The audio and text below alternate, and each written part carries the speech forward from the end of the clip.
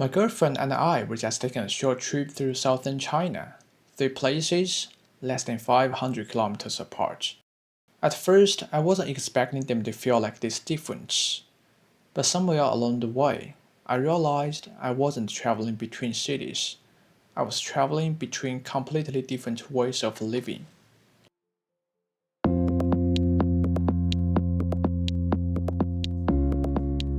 Before coming here, I'd heard all the usual things. It's crowded, it's expensive, people move fast. Most of that turned out to be true. But the first thing I noticed wasn't the skyline, it was the lack of space. Everywhere I looked, something was stacked on top of something else.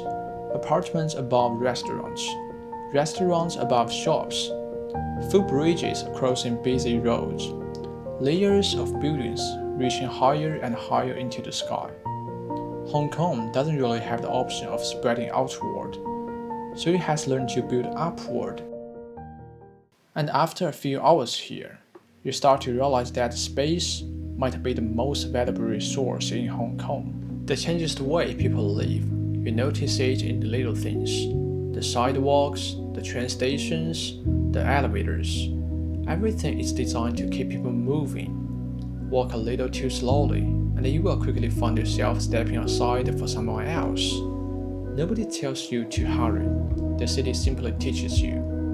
The more I explored, the more I realized Hong Kong isn't just dense, it's incredibly efficient. Actually, before this trip, I also heard plenty of stereotypes about Hong Kong people, especially from people back in mainland China. Some told me that locals didn't like mainland visitors. Others said I'd be perfectly fine. Honestly, I didn't know what to expect at the first time, but my own experience was less dramatic than the stories I heard online. Almost everyone I met was polite. Some conversations happened in Cantonese, some happened in English, and somehow everything worked out just fine. Like any big city, some people were warm, some were impatient, and most were simply busy living their own lives. What surprised me wasn't that stereotypes were completely wrong, it was how incomplete they were. The internet likes stories, real life almost never does. Just over an hour away by high-speed rail, I arrived somewhere that seemed to value something completely different. Not efficiency, not speed, but slowing down. That space was Shunde.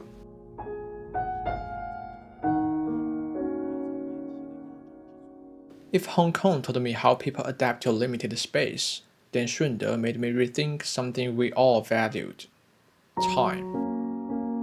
I lived in Shunde for years, which also means I took this way of life for granted for a long time. It wasn't until I started traveling that I realized how unusual it actually is. Most visitors come here because of food. And that's understandable. Shunde has been recognized as a UNESCO Creative City of Gastronomy. You'll find famous dishes everywhere: double skim milk, crispy fish skin, fresh river fish, even something as unexpected as fried pork with longan. But what makes Shunde special isn't only food itself, it's the way people think about food. Here, a good meal isn't just something you save for special occasions, it's part of your everyday life. People don't come to restaurants just to eat, they come to slow down, to catch up with friends, to spend time with family, to sit around the table long after dishes are finished. Nowhere is that more obvious than at Yangcha. In many places, breakfast is something you finish in 10 minutes before rushing to work. In Shunde, it can easily last 2 hours. People order tea before they order food. Nobody seems to be in a hurry to leave. When I was younger, I thought that was extremely normal, but now I realize it isn't. Then there is another side of Shunde. Bruce Lee's ancestral home traces back to this region. It's an interesting contrast. A city known for slow meals also helped shape one of the world's most influential martial arts traditions. Maybe that's not as contradictory as it sounds. Both Kung Fu and Cantonese cooking demand the same thing: patience. Shunde has never tried to become a city that moves faster than everyone else. Instead, it became very good at being itself. After Hong Kong and Shunde, I thought I knew what southern China was going to feel like. Then I arrived in Shanwei, and almost immediately, something changed. Not because there was something spectacular to see, but because there wasn't. The streets felt quieter, even the coastline seemed to slow people down, and before I realized it, I had slowed down too.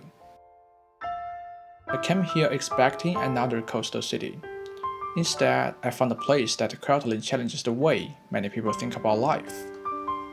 Over the past few years, more and more Chinese people have started spending weeks or even months in places like Shanwei.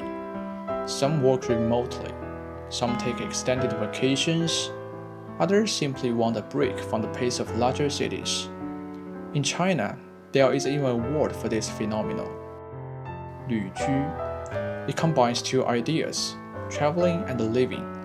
Funny enough, this isn't the first time I've come across this idea while making videos about China. People aren't just traveling anymore, they are looking for different ways to live. You wake up, walk along the coast, have seafood for lunch, spend afternoon in a cafe, watch the sunsets. Then do it all again tomorrow. The ocean is beautiful, but I don't think that's what people are really looking for here. I think they are looking for permission to slow down. Actually, before this trip, I thought these places would feel more or less the same. After all, they are only a few hundred kilometers apart. But somewhere along the way, I stopped comparing the cities and started paying attention to the people. That's when everything changed. I realized I wasn't discovering three different places. I was discovering three different ways of living. And honestly, I'm glad they weren't the same.